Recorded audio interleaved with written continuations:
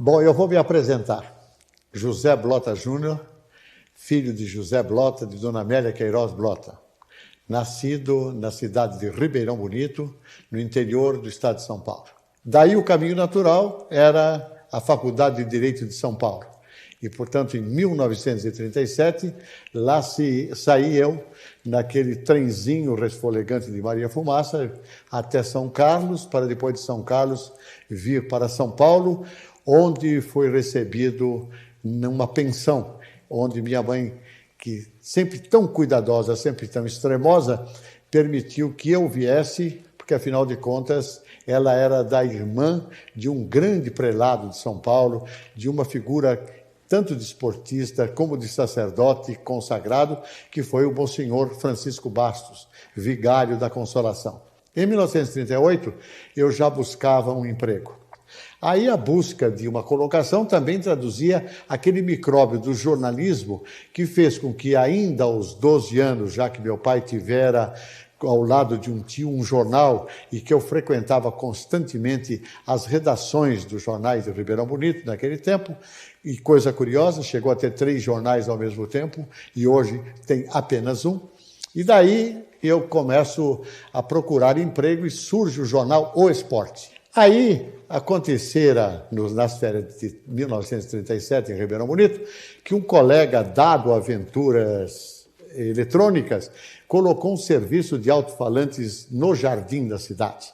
E lá tinha os seus locutores locais, e vão me perdoar a distância, estarão possivelmente longe de saber que eu tenho isso, vozes muito simpáticas, mas aquele característico sotaque de Ribeirão Bonito carregava um pouco nos meus ouvidos, já acostumado com o rádio de São Paulo. Então, não tendo nada a fazer, todas as noites eu fazia um programa de música nos alto-falantes. E eu me senti tão envaidecido pela repercussão sobre os meus conterrâneos, sobre pessoas da minha família. Não existem críticos mais ferozes, mais terríveis, mais invencíveis que exatamente os familiares, os amigos, a família e os conterrâneos, que todo o seu entusiasmo fez inocular no meu espírito a ideia de entrar para o rádio. E ouvindo todas as manhãs aqui a antiga Rádio Cosmos, pela qual eu tinha especial predileção, por alguma razão eu pressentia que seria lá que a minha carreira começaria. Olá, ajude-nos a crescer. Faça a sua inscrição no canal e já deixe o seu like. A memória do rádio lhe agradece. Eu fui reprovado em 5 tentativas de ser locutor. Em 5 concursos para locutor, eu fui vencido. É verdade que uma vez, honrosamente, pela voz aveludada de Nélio Pinheiro, antes de ir para a Rádio Nacional, e de Emílio Carlos, que teve uma das mais bonitas vozes do nosso rádio, mas das outras vezes a coisa foi vexaminosa. É verdade que eu tentei uma vez na Tupi, mas aquilo eu não sabia nem o que era um teste para locutor, e com justiça fui reprovado in limine. Aliás, foi o concurso que fez justiça a um grande radialista, um grande locutor, apresentador futuro, que foi Homero Silva. E posso contar isso porque é histórico. Trabalhando no jornal O Esporte e tendo elementos de rádio esportivo, meus amigos, eu pedia sempre a oportunidade de participar, embora facultativamente, nos seus programas. E foi então um dia que, quando Ari Silva, que fazia o programa Bola ao Ar, na Rádio Bandeirantes, teve que entrar de férias, um jornalista daquela época, Raul Viloudo, conseguiu que eu o substituísse como cronista, não como um locutor. E durante alguns 15 dias eu ia diariamente lá e dava este noticiário pelo programa Bola ao Ar. E aí é que vem esta história da voz.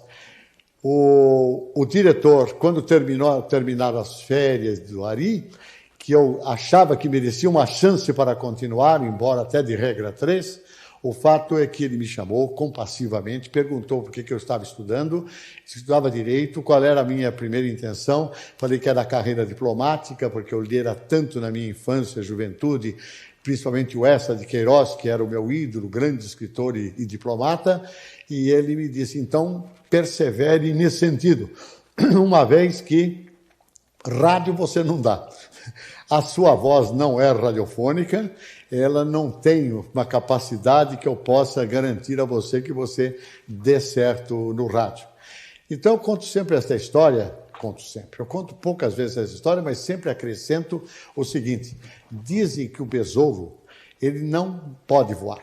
Aerodinamicamente, em termos científicos, aquelas asinhas curtas colocadas muito na frente, aquela protuberância pesada posterior, tudo aquilo faz que, pelas leis de física, ele não consiga voar. Mas como ele não conhece física, ele voa.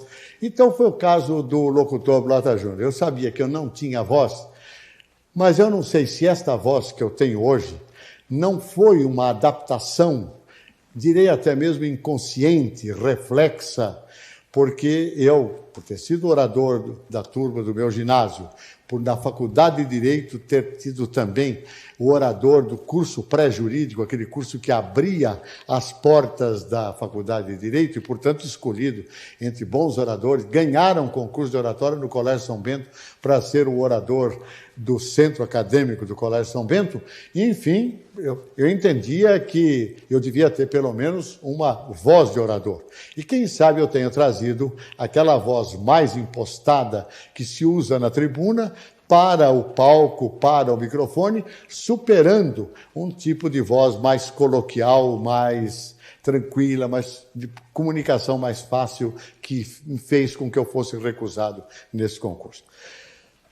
Não sei se alongarei demais, mas não posso deixar de prestar justiça a esse grande nome que eu não citarei aqui, porque muito tempo passado, quando já na Rádio Cruzeiro do Sul, em tempos da guerra, Marcelino de Carvalho, irmão de Paulo Machado de Carvalho, ele veio de Paris, na época do bombardeio de Paris pelos nazistas, e aconteceu de fazer uma conferência no RUF da Gazeta.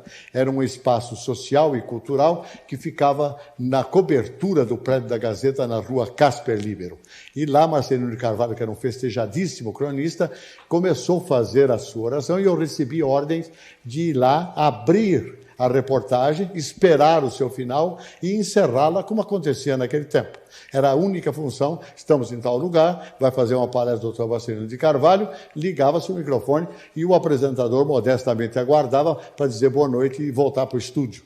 Mas, a meio da conferência, subitamente, Marcelino, aludindo a velho refrão de que uma imagem vale mais que 1000 palavras, acaba pedindo licença para interromper a palavra e passar um filme mudo que trouxera das atrocidades nazistas, dos bombardeios em Paris. Naquele tempo, não era permitido devolver-se ao som, ao estúdio incautamente, porque haveria possivelmente uma dificuldade da religação, já que tudo isso era feito precariamente por uma linha telefônica estabelecida para aquele evento. E, portanto, naquele momento, isto é bom a gente ter 20 anos de idade exatamente por isso, eu ousei puxar o meu microfone para fora num terraço, onde as portas do RUF se fechavam, e ali, através do vidro daquela janela fechada, enquanto o filme passava, eu fui tentando descrevê-lo tal como eu o via, e também com aquele coração próprio de uma mocidade que estava realmente estarrecida com aqueles acontecimentos terríveis daquela guerra. Terminado o filme, eu encerrei o filme, voltei a voz ao orador, ao conferencista, encerrei depois. Ao descer, na porta, num carro, uma pessoa me pergunta: você vai para casa? Você está de carro? Quem é que podia ter um carro naquele tempo de guerra, a não ser alguém que tivesse realmente possibilidade? Eu disse: não. Por quê? Eu vou te dar uma carona. E ali era aquela querida pessoa que me disse: eu estava em casa ouvindo você pelo rádio, ouvindo o Marcelino, que eu aprecio tanto.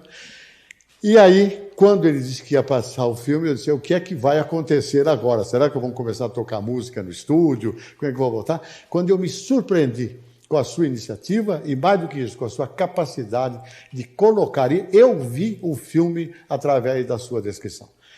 E se você se lembra daquilo que eu disse para você, ainda bem que você não levou em conta o que eu disse. Ainda bem que eu não fico com o remorso de ter prejudicado uma carreira tão promissora como eu vejo a sua depois dessa demonstração. Esse é um fato que jamais foi contado publicamente, até porque ele tem personagens conhecidos, é muito importante, fala muito ao meu coração e, por isso, somente num depoimento dessa natureza, para o fim a que se destina, é que eu poderia trazer a público esta verdadeira confissão.